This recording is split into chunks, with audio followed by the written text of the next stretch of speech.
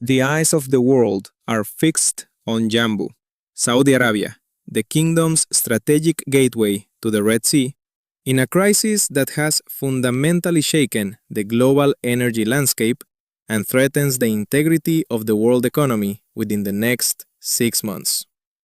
It is early morning in the Arabian Peninsula, and the quiet sky was broken by sirens, marking the onset of an event that has transitioned from theoretical planning to devastating reality. Multiple sources confirm that dozens of Iranian drones streaked across the desert toward Jambu's teeming facilities in a attack. This bukan la sebuah latihan, as the immediate and severe implications of this escalation go far beyond the borders of the kingdom. Because here is what almost nobody is talking about. Iran's most terrifying weapon in this war is not a missile. It is not a submarine mine. It is not even a potential nuclear threat. Iran's most terrifying weapon is a choke point precisely 21 miles wide at its narrowest point, a sliver of blue water through which 20 million barrels of oil flow every single day. The Strait of Hormuz. For decades, Tehran has dangled the threat of closing this waterway like a sword over the throat of the global economy. And on the 4th of March, 2026, they finally pulled the trigger. But here is the part that will shock you.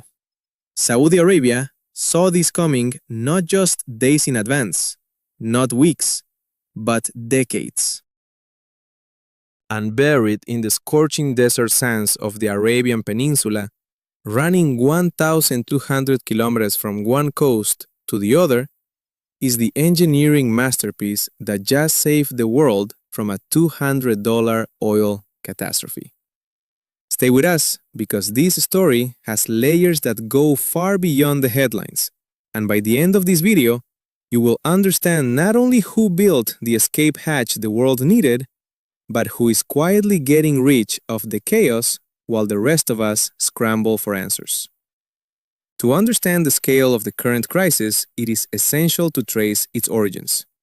This conflict escalated dramatically on February 28, 2026, when the United States and Israel launched coordinated airstrikes against Iran under what was designated Operation Epic Fury. The targets were extensive, encompassing military facilities, nuclear sites, and Iranian leadership infrastructure. Among those confirmed killed in the operation was Iran's supreme leader, Ali Khamenei. Iran's response was immediate and furious, with missile barges raining down strikes on Israeli cities, U.S. bases across the Gulf region, and critical infrastructure within the United Arab Emirates, Qatar, and Bahrain. Then, on the 4th of March, Iran did what it had always threatened to do. It effectively closed the Strait of Hormuz. According to data cited by Al Jazeera, roughly 20% of the world's oil and gas, amounting to 20 million barrels of crude oil per day, passes through that narrow maritime corridor. Furthermore, about 84% of those vital shipments are headed directly to Asian markets. China alone receives roughly a third of its total oil through the strait, while Europe gets between 12 and 14% of its liquefied natural gas, or LNG, from Qatar, with that LNG requiring transit through Hormuz first. So when Iran pulled the plug, the world didn't just feel it, the world choked. As reported by the Columbia Center on Global Energy Policy, the effective closure stranded approximately 16 million barrels per day of crude oil and oil products, and between 11 and 12 billion cubic feet per day of LNG. This represents almost a fifth of global supplies of each critical commodity. Storage capacity limits across the Gulf were hit almost immediately, and production shut-ins rapidly followed. According to a summary of the economic impact, the collective oil output of Kuwait, Iraq, Saudi Arabia, and the UAE dropped by a reported 6.7 million barrels per day by just the 10th of March. By March 12th, that figure had escalated to at least 10 million barrels per day. The situation has become so dire that the International Energy Agency described it simply as the largest supply disruption in the history of the global oil market.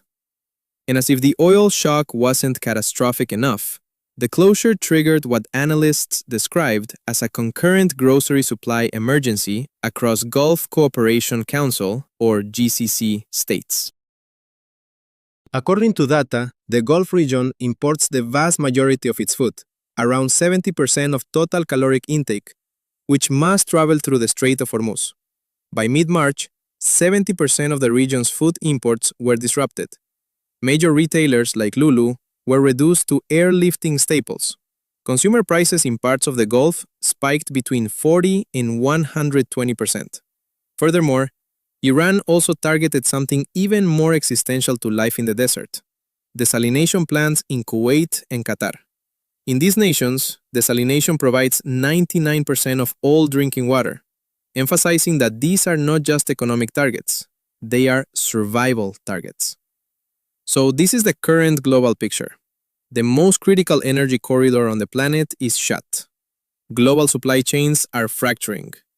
Oil prices spiked past $120 per barrel for Brent crude, according to economic impact summaries.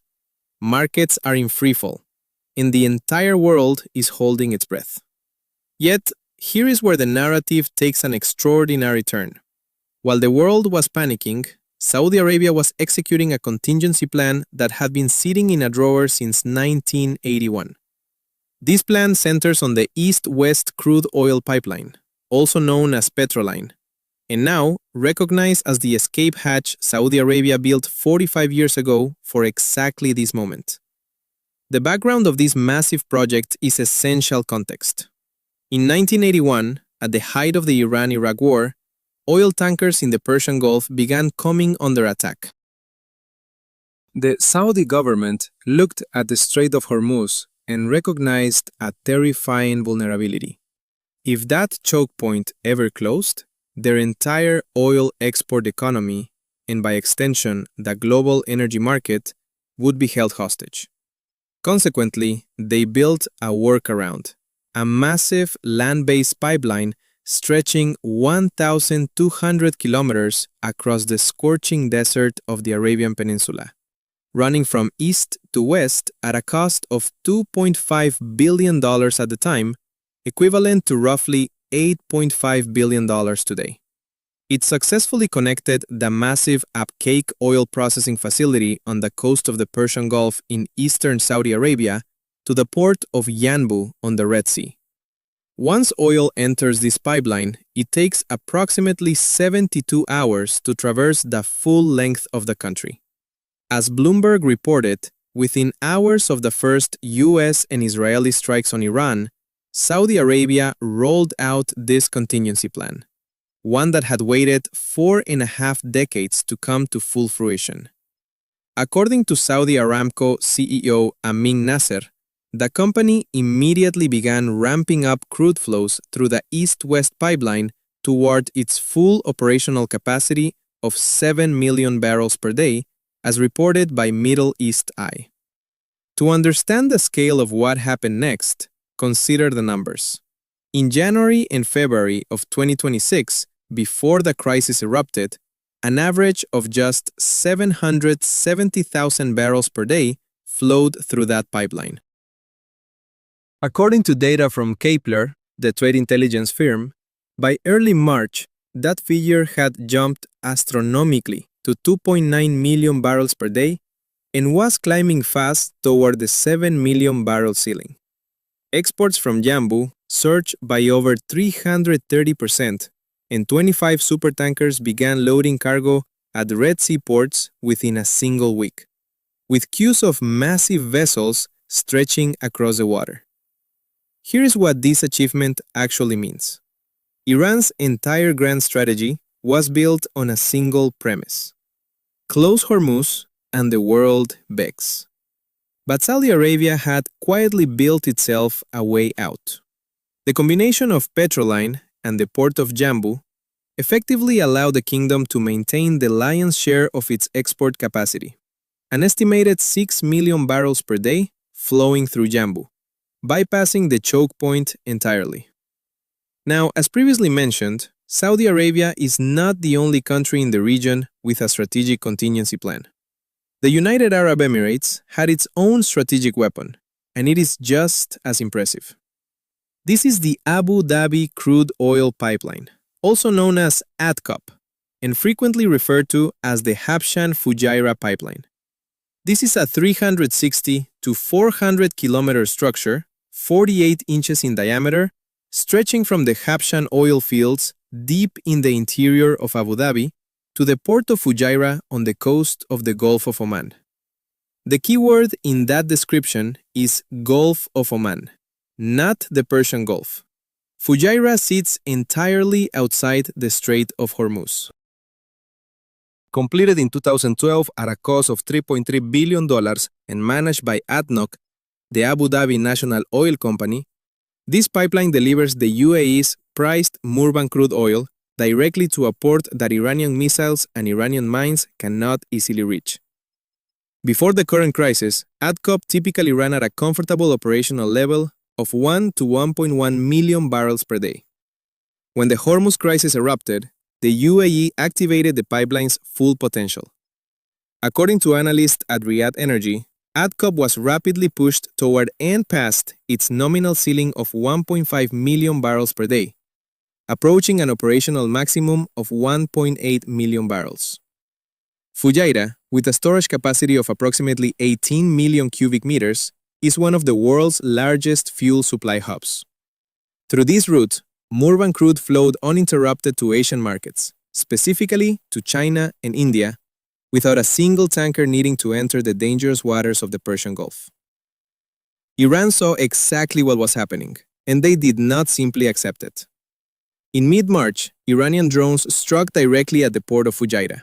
Operations were temporarily suspended between March 14th and 16th due to fires that broke out at the facility. However, ADNOC moved quickly, containing the damage and restoring operations within hours.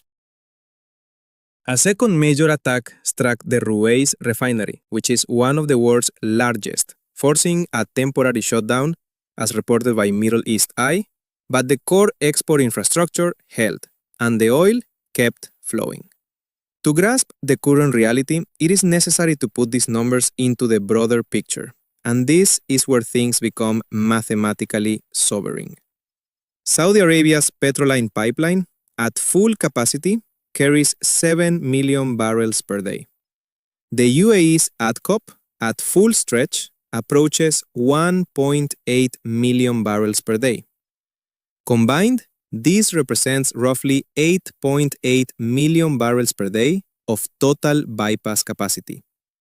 Now, compare that to the 20 million barrels that normally transit Hormuz daily.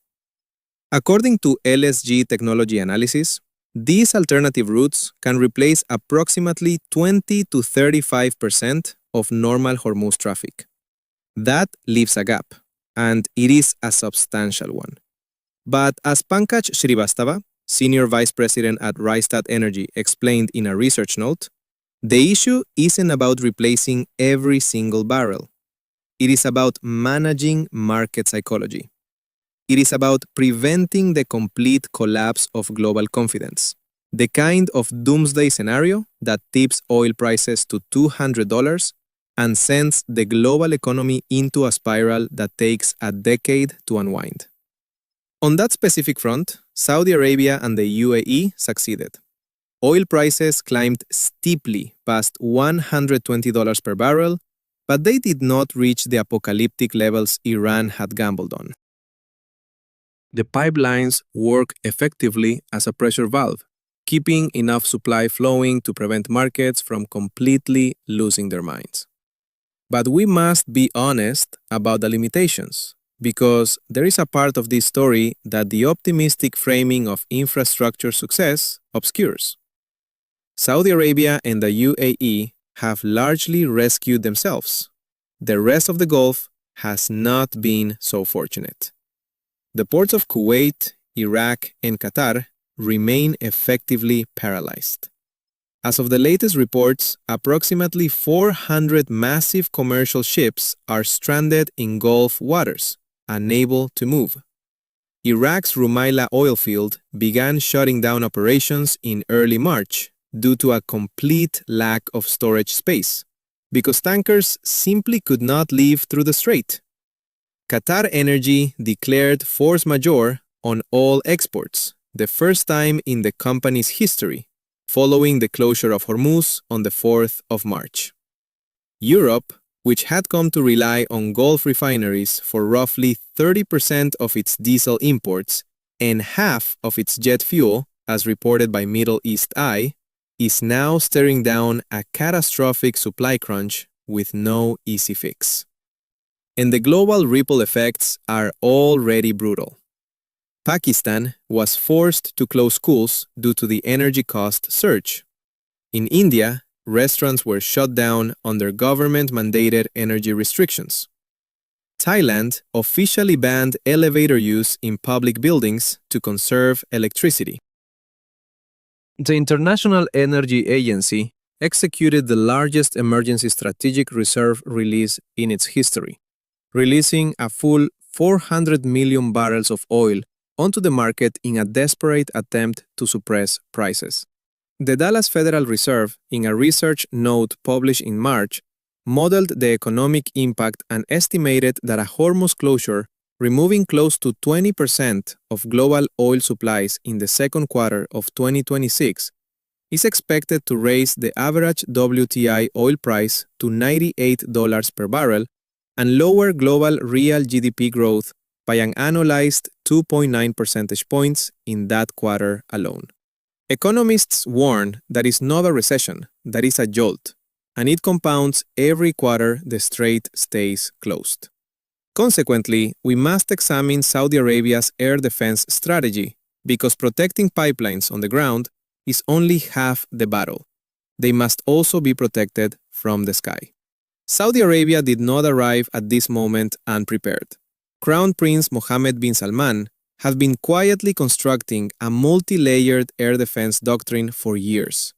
US-made Patriot and THAAD air defense systems were activated at full capacity in the eastern region, in Riyadh, and at the strategic Prince Sultan Air Base as soon as the crisis began.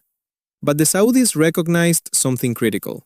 American systems alone, powerful as they are, were not optimized for the kind of asymmetric swarm drone attacks Iran had been refining for years through its Houthi proxies in Yemen. So they went shopping.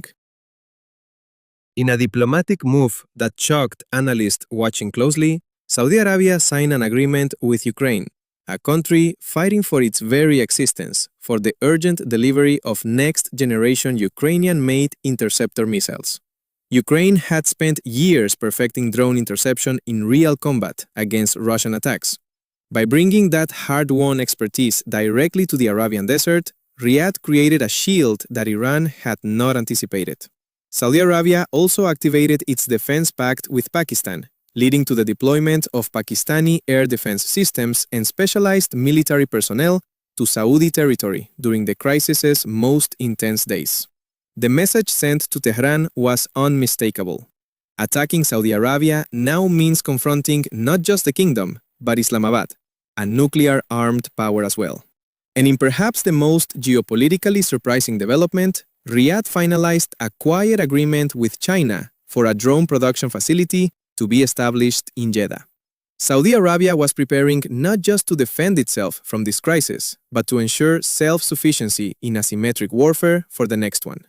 On the multilateral diplomatic front, a critical meeting of foreign ministers from 13 countries, including Turkey and Pakistan, convened in Riyadh.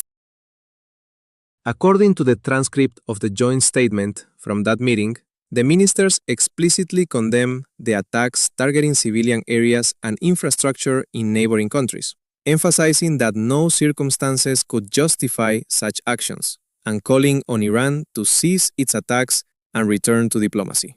Iranian and Russian state media have also weighed in. Russian Kremlin spokesman Dmitry Peskov told media that Russia was watching events closely and urging restraint on all sides, a diplomatic performance that, as we will explore, masks something far more cynical. Saudi Foreign Minister Prince Faisal bin Farhan Al Saud delivered one of the most direct warnings in recent Gulf diplomatic history, stating publicly that Saudi Arabia's patience is not unlimited and that Iran's strategy targeting its neighbors is not spontaneous, but part of a decade-long war plan.